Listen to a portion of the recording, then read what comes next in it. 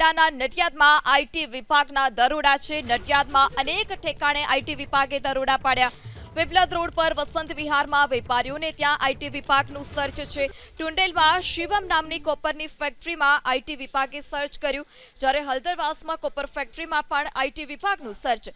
દાવડા તેંતાલી પાસેની સનલાઇટ ફેક્ટરીમાં search. Factory સહિત ફેક્ટરી માલિકોના ઘરે પણ સર્ચ ઓપરેશન કરવામાં આવી રહ્યું છે। મોટા પ્રમાણમાં કરચોરી પકડાય તેવી પણ આશંકા। આઈટીના દરોડાથી વેપારીઓમાં ફફડાટ। જિલ્લા અને આણંદ જિલ્લામાં આઈટી વિભાગના દરોડા કહી શકાય કે જે રીતના ખેડા જિલ્લાની વાત કરવામાં આવે તો ટુંડેલ, હળદરવાસ અને આ જે ફેક્ટરી બતાવવા માંગુ છું સનલાઇટ, આ સનલાઇટ નામની કોપર વાયર બનાવતી આ ફેક્ટરી છે।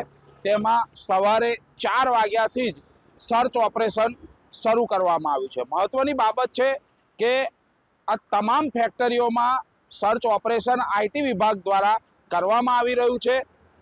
કલાકો સુધી આ ઓપરેશન છે તે હજુ પણ ચાલુ છે।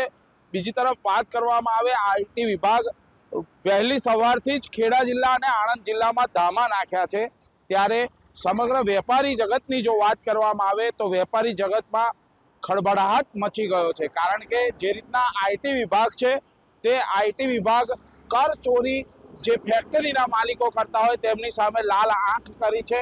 એટલે કહી શકાય કે આ કલાકોથી આ ચાલતું ઓપરેશનમાં કર ચોરી મોટી માત્રામાં મળે તેવી શક્યતાઓ હાલ તો સેવાઈ રહી છે। બીજી તરફ વાત કરવામાં આવે કે આઈટી